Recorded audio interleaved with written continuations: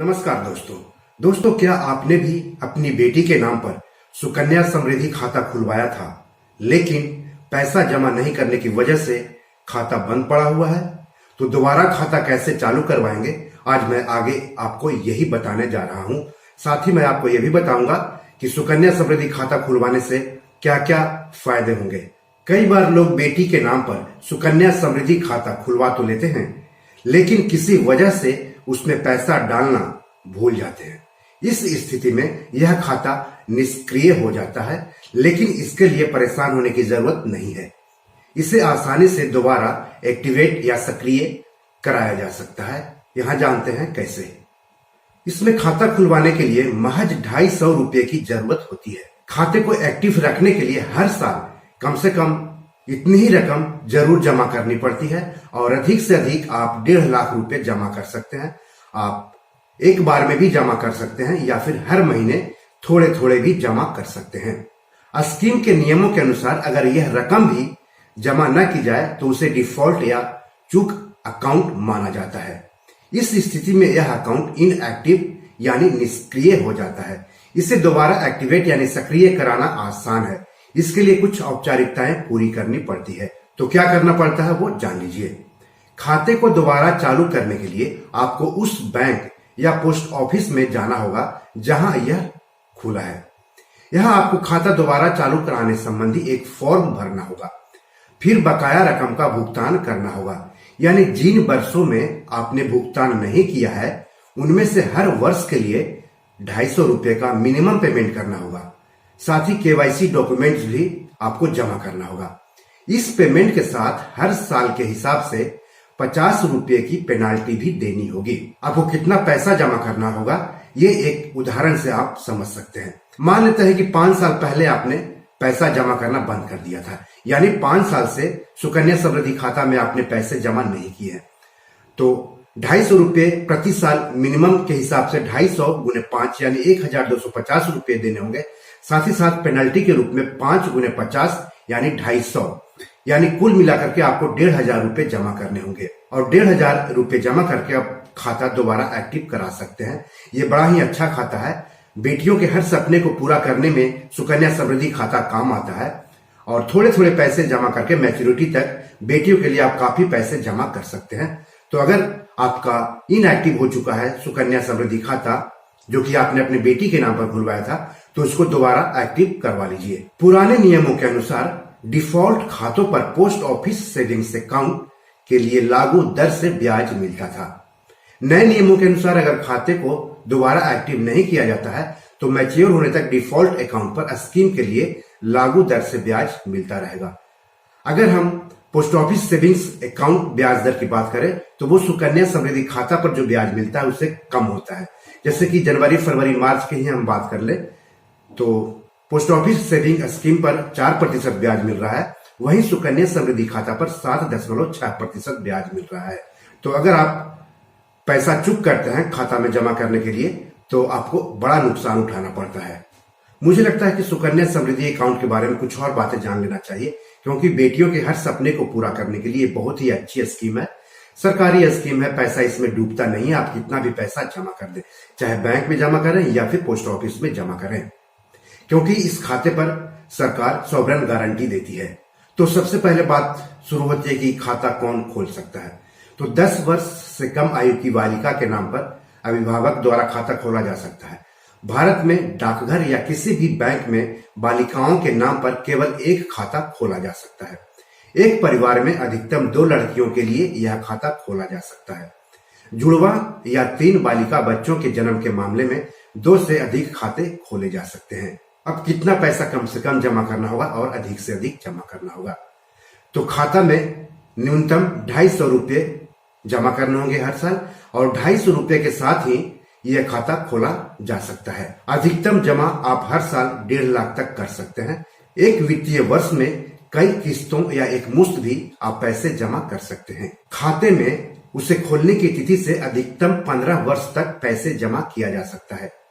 यदि एक वित्त वर्ष में एक खाते में न्यूनतम जमा 250 रुपये जमा नहीं किया जाता है तो खाते को चूक यानी डिफॉल्ट खाता माना जाएगा।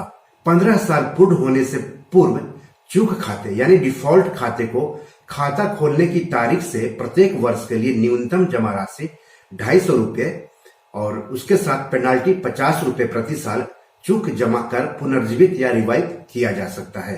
आप 1.5 लाख तक जो पैसे जमा करते हैं उसमें आयकर की धारा 80C के तहत कर कटौती के लिए अर्हता प्राप्त होती है, यानी कर कटौती का फायदा आपको मिलेगा अगर सुकन्या समृद्धि योजना में आप 1.5 लाख रुपए तक पैसे जमा करते हैं हर साल तब।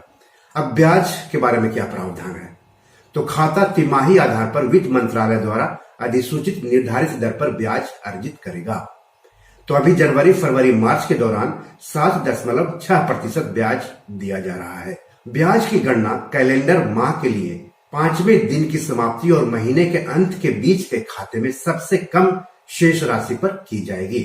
ब्याज प्रत्येक वित्तीय वर्ष के अंत में खाते में जमा किया जाएगा जहां खाता वित्तीय वर्ष के अंत में होता है। मान लीजिए खाता बैंक में है तो आपका जो ब्याज है बैंक में ट्रांसफर कर दिया जाएगा और खाता पोस्ट ऑफिस में है तो पोस्ट ऑफिस में ट्रांसफर कर दिया जाएगा ब्याज।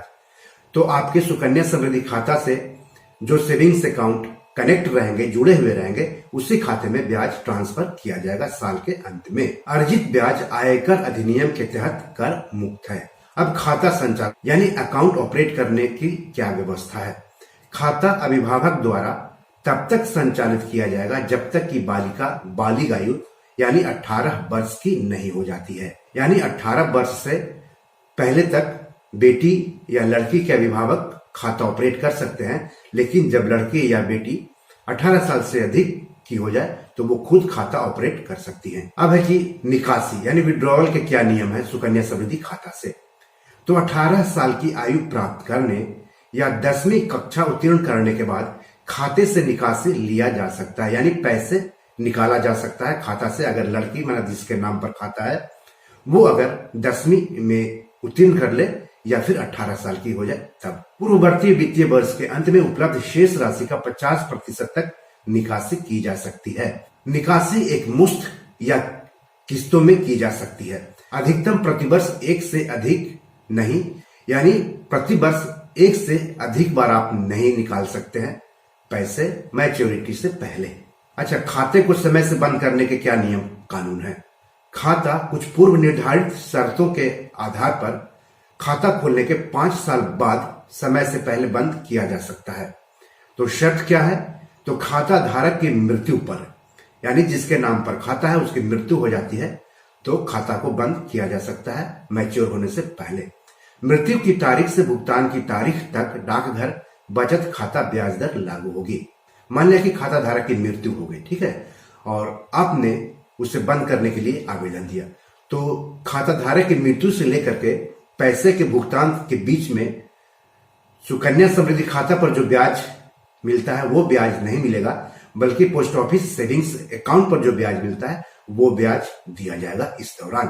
खाता कैसे बंद करेंगे, तो खाता बंद करने के लिए निर्धारित आवश्यक दस्तावेज और आवेदन आपको जमा करना पड़ेगा जहां पर आपका खाता है। डाकघर में खाता हो तो वहां जमा करना पड़ेगा और अगर बैंक में खाता हो तो बैंक में जमा करना पड़ेगा। अब खाता जब मैच्योर हो जाता है तो उसे बंद कैसे करते हैं, तो खाता खोलने की तारीख से 21 साल बाद ये मैच्योर होता है खाता और उस समय आपको बंद करना पड़ता है। या फिर 18 साल की आयु प्राप्त करने के बाद लड़की की शादी के समय खाता मैच्योर होता है, उस समय खाता आप बंद कर सकते हैं। शादी की तारीख से 1 महीने पहले या 3 महीने बाद। तो जाहिर सी बात है जब शादी के आधार पर खाता बंद करने जाएंगे तो आपको हो सकता है शादी का सर्टिफिकेट या शादी का कार्ड वहां पर आपको जमा करना पड़े। और ध्यान रहे कि शादी की तारीख से 1 महीने पहले या शादी की तारीख के 3 महीने बाद ही आप खाता बंद कर सकते हैं। तो अगर सुकन्या समृद्धि खाता निष्क्रिय हो गया है तो जल्द से जहां खाता है वहां जाकर रिवाइव यानी पुनर्जीवित कराएं। यह आपकी बेटी के लिए काफी अच्छी और सुरक्षित स्कीम है। बेटियों के सारे सपने आप सुकन्या समृद्धि खाता में पैसे जमा करके पूरे कर सकते हैं। तो इस वीडियो से संबंधित कोई सवाल हो तो जरूर पूछे। इसके अलावा पैसे से जुड़े सवाल भी कमेंट बॉक्स में जाकर के पूछे।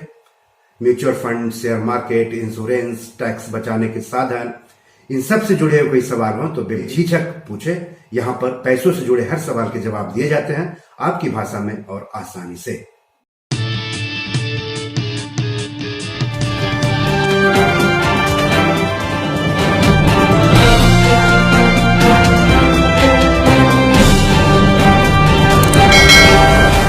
दोस्तों ये मेरी 7 किताब है जो कि amazon.com पर पब्लिश है। आप इसे डाउनलोड करके पढ़ सकते हैं।